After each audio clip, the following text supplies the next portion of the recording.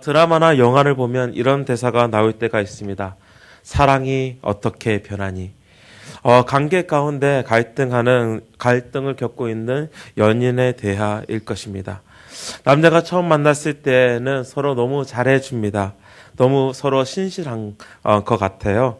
정말 누구 말대로 쓸개라도 꺼내서라도 잘해주고 싶은 것이 그 연인의 처음의 관계입니다. 서로를 먼저 생각하고 배려합니다.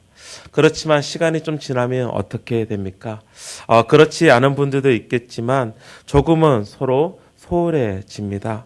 함께 보내는 시간도 줄어들고 함께 있지만 서로를 생각하는 정도도 줄어듭니다. 그때 서운함을 느낀 여자가 남자에게 이야기를 합니다. 어떻게 사랑이 변하니? 처음 만났을 때의 모습과 행동이 시간이 지나면서 사랑이 식었고 변했다고 생각을 합니다. 만약 그들의 관계가 다시 처음에 서로 신실했던 모습으로 돌아가지 않는다면 그 관계는 결국은 끝을 맺고 맙니다. 오늘 선지자 이사야는 하나님과 이스라엘의 관계를 가장 가까운 연인, 부부의 관계로 소개를 합니다. 서로 신실했던 관계. 하지만 그 신실한 관계가 변질한 것입니다. 창기가 되었다라고 설명을 합니다. 창기라는 것은 다름 아닌 하나님과의 친밀한 관계 안에 있어야 할 이스라엘이 다른 것을 쫓아간 모습을 그린 모습입니다. 그리고 하나님과 함께했던 처음의 모습을 설명하고 또한 변한 모습을 이야기하고 있는데 이스라엘에는 정의가 충만했고 공의 또한 그들 가운데 있었다라고 이야기를 하지만 그들은 변하였다. 그들은 살인자로 변하였다라고 성경은 설명하고 있습니다. 여기서 잠깐 정의와 공의에 대해서 나눈다면 정의를 생각할 때는 공평을 생각하면 될 것 같아요. 마땅히 받아야 할 대가를 받는 것이 정의입니다. 누군가가 마땅히 받아야 할 대가를 받지 않는다면 그것은 정의가 아니라고 우리가 이야기를 할 수 있는 것 같이 정의는 마땅히 받아야 할 대가를 받는 것 그리고 그것을 주는 것을 정의라고 설명할 수 있습니다. 공의라는 것은 의라고도 성경에서는 표현되고 있는데 영어로는 righteous, 이 right이라는 단어를 보면 알 수 있듯이 옳은 일을 말하는 것입니다. 그렇지만 성경에서 옳은 일이라는 것은 무엇입니까? 바로 율법을 따르는 말씀을 따르는 것을 옳다라고 성경은 설명하고 있습니다. 그렇게 율법이 나타내는 사랑과 생명의 법을 따라 사는 것 그리고 그에 따라서 그것을 결정하는 것이 바로 공의라고 생각하면 될 것 같습니다. 여기서 우리는 잠시 묵상할 수 있는 것이 있는데 이스라엘 백성들 가운데서 정의가 충만하였고 그 가운데 공의가 거하였다라고 설명을 하고 있는데 어떻게 이스라엘 가운데 이 정의와 공의가 거하였는가라는 질문입니다. 정의와 공의가 그들에게 있었던 이유는 다름 아닌 그들이 하나님과 사랑의 관계 안에 있었기 때문에 그렇다라고 말씀드릴 수 있습니다.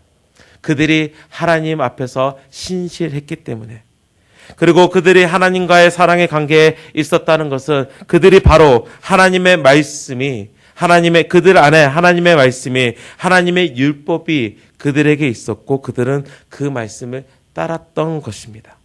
하나님의 말씀을 따를 때 하나님께서 그들에게 말씀하신 것을 그들이 따라 순종할 때에 그 순종이 그들의 삶에서 정의와 공의로 드러났던 것입니다.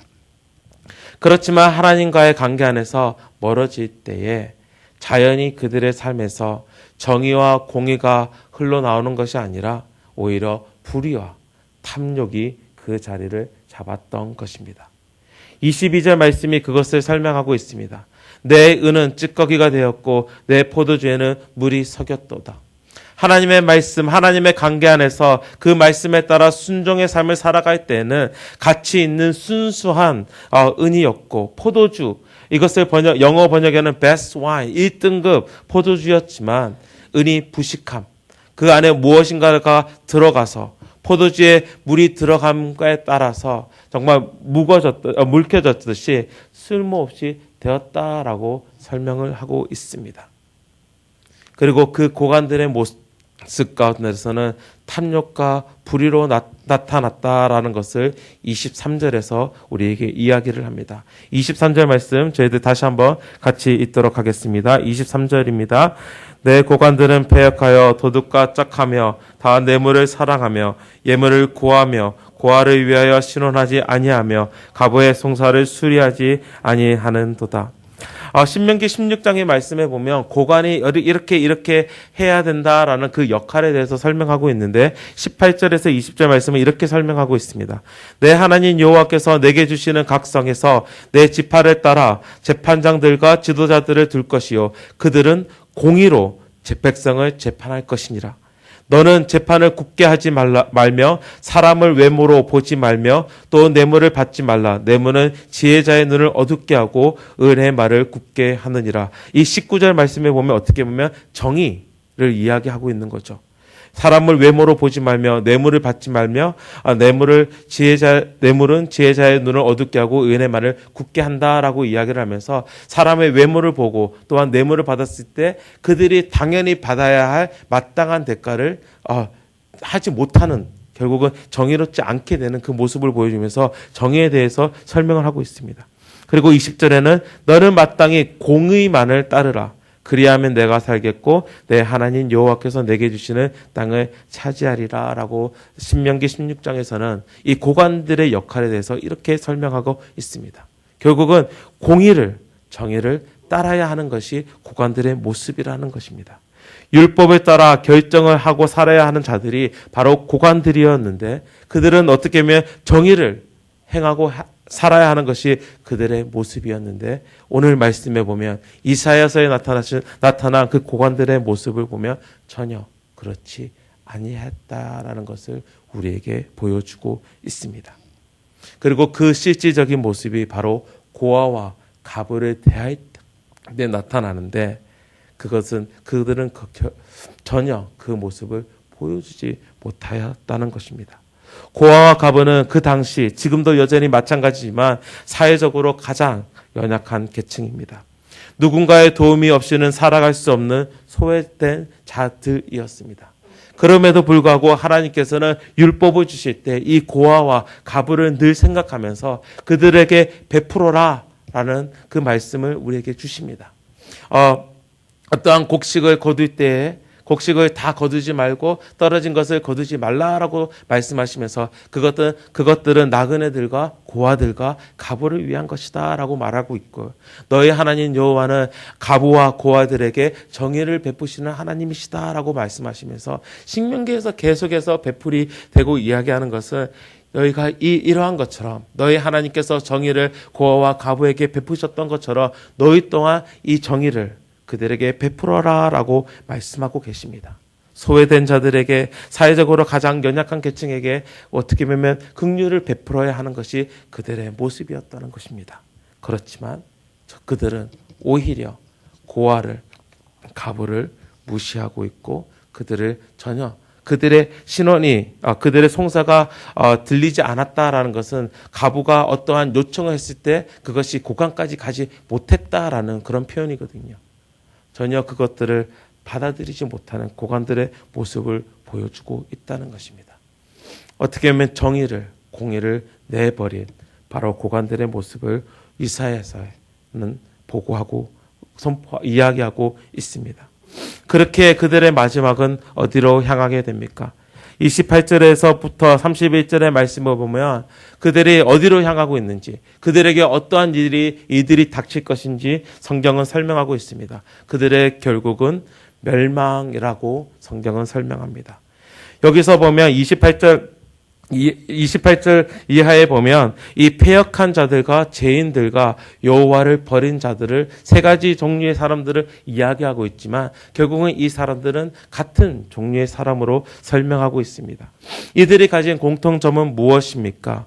그들은 자기를 높인다라는 것에 공통점을 가지고 있습니다.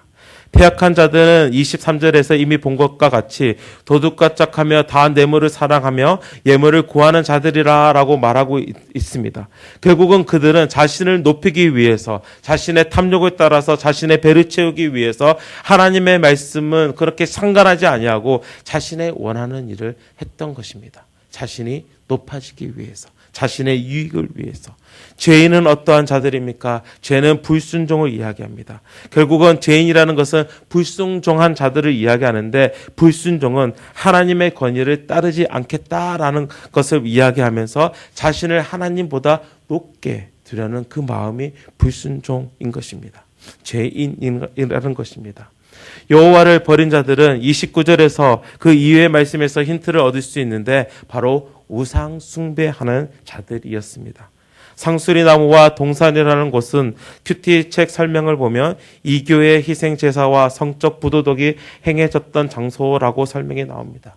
우상 숭배의 본질적인 이유가 무엇입니까? 우리가 우상을 만드는 이유가 무엇이고 우상을 섬기는 이유가 무엇입니까? 내가 잘 되기 위해서. 결국은 내 자신이 높아지려고 하는 그 모습이 이 패역한 자들과 죄인들과 여호와를 버린 자들, 이 단어들 가운데서 설명이 되고 있다는 것입니다. 그런데 참 재밌는 것은 이 모습은, 자기 자신을 높이려고 하는 이 모습은 단지 이사야서가 적혀지는, 이사야가 선포하고 있는 이스라엘 백성들의 모습 가운데서만 볼 수 있는 것이 아니라 이 모습은 어떻게 보면 창세 때부터 보여졌던 인간의 모습이라는 것입니다. 에덴 동산에서 인간은 왜 죄를 짓게 됩니까? 사탄이 유혹해서 죄를 짓게 되지만 근본적인 이유는 우리 마음에, 그 인간의 마음에 하나님처럼 되려고 하는 그 마음이 있었기에, 나 자신이 하나님처럼 되려는 것, 결국은 내 자신이 높아지려고 하는 그 마음이 있었기 때문에 유혹에 넘어갔던 것이고 죄를 지었던 것입니다. 처음부터 이 죄인의 모습이 있었고, 그리고 이 죄인의 모습은 이스라엘 백성들의 개뿐만 아니라 오늘을 살아가는 우리 또한 이 모습을 가지고 있습니다. 사랑이 어떻게 변하니에 대해서 누군가 이런 이야기를 했습니다. 사랑이 변하는 이유는 사람이 안 변하기 때문이다.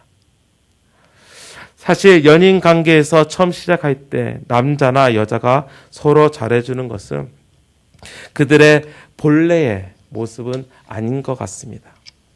자신은 그렇지 않는데 서로에게 잘 보이기 위해, 서로에게 호감을 주기 위해 그 사람에 맞추어서 나를 만들어가는 것입니다. 어떻게 보면 뭐뭐 하는 척하는 거죠. 하지만 시간이 지나면서 자신의 원래의 모습으로 돌아갑니다. 그렇기에 상대방이 볼 때에는 처음 자신에게 대했던 모습이 아니기에 사랑이 변하였다라고 느끼게 되는 것입니다. 그렇죠. 사람은 참 변하지 않습니다.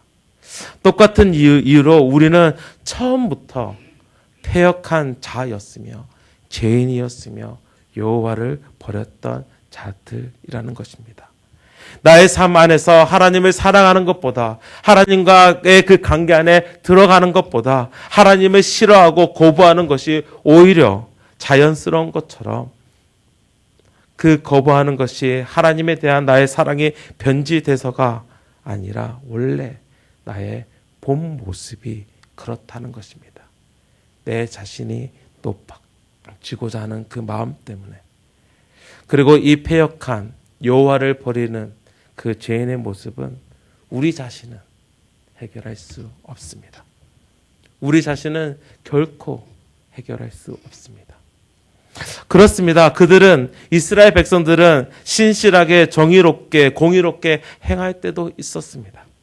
하지만 그것은 이미 말씀드린 대로 하나님께서 은혜 가운데서 그렇게 할 수 있도록 율법을 허락해 주셨고, 우리가 또한 그들이 그 율법 안에 거할 때 그 모습을 가졌지만, 시간이 지나면서 그들 또한 본질의 모습을 찾아서 하나님을 떠나버리기 때문입니다.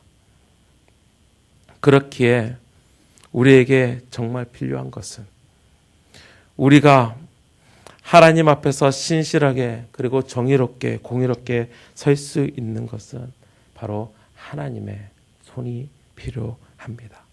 그리고 그것은 바로 사랑의 손길로 25절에서 27절까지 말씀에서 우리에게 보여주고 있습니다. 저희들 25절과 26절 말씀 함께 읽도록 하겠습니다. 25절, 26절 말씀입니다. 내가 또 내 손을 내게 돌려 내 찌꺼기로 잿물로 씻듯이 녹여 청결하게 하며 내 혼잣물을 다 제하여 버리고 내가 내 재판장들을 처음과 같이 내 모사들을 본래와 같이 회복할 것이라. 그리한 후에야 내가 의의 성읍이라 신실한 고을이라 불리리라 하셨나니.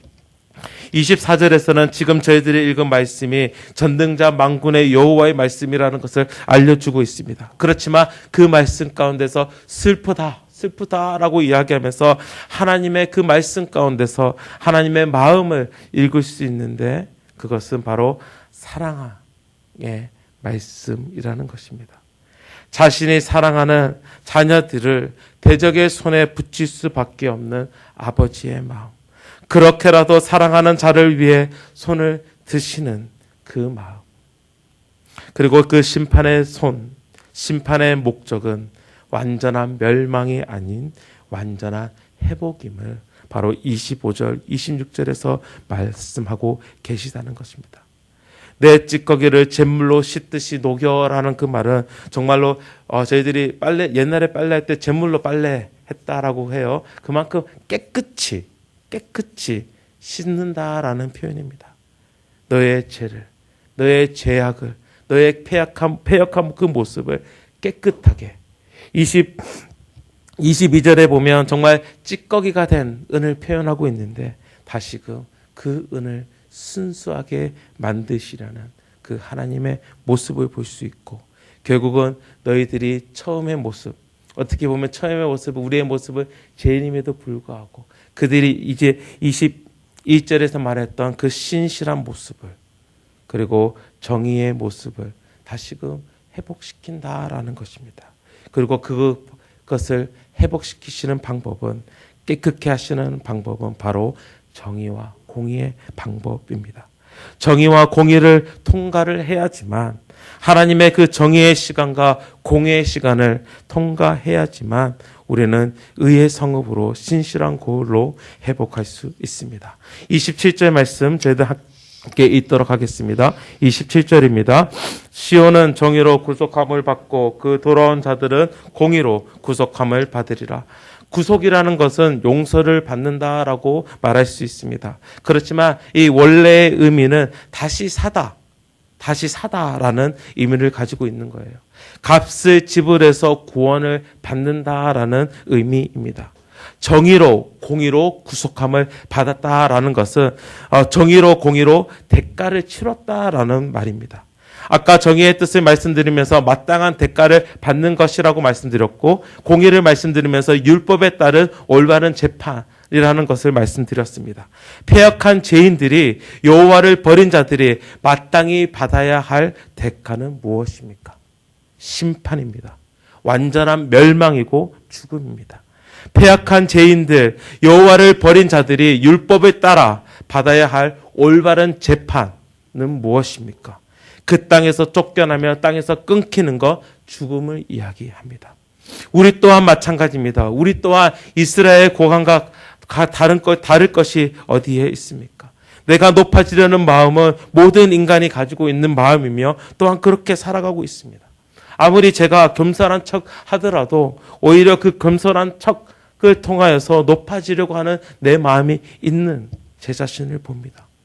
결국은 나 또한 완전한 죽음을 대가로 받아야 할 자입니다. 그렇지만 구속을 받았습니다. 내가 받아야 할 대가를 누군가가 치르셨다는 것입니다. 내가 받아야 할 심판, 그 결과의 저주를 누군가가 대신 감당하셨다라는 것입니다. 바로 하나님의 정의, 하나님의 공의이신 예수님이십니다.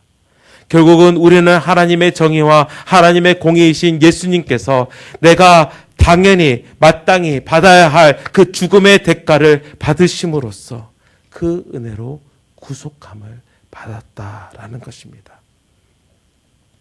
그렇기에 우리는 하나님의 정의와 하나님의 공의를 우리의 삶에서 나타내야 할 의무가 있습니다.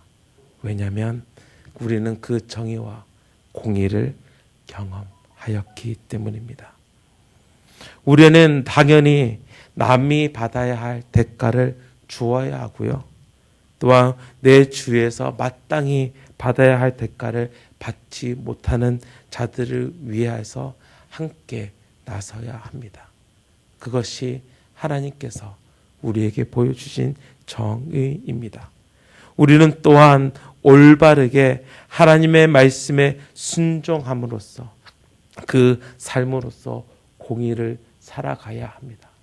그리고 율법을 살아간다는 것은 그냥 율법을 이해하는 것이 아니라 하나님께서 말씀하신 그 말씀을 따라 움직이는 삶이라는 것입니다.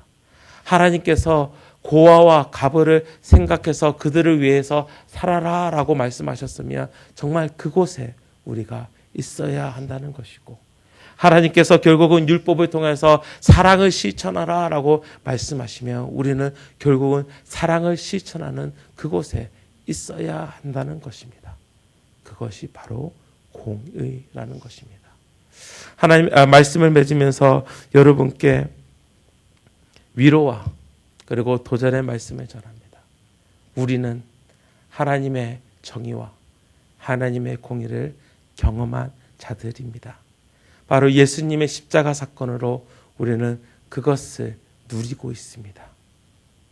여러분께 도전하는 것은 이 하나님의 정의와 공의를 여러분의 삶 가운데 정말 실현하시면서 또한 그것을 나타내시면서 나아가시기를 주님의 이름으로 부탁드리며 축원합니다. 함께 기도하시겠습니다. 하나님 아버지, 이스라엘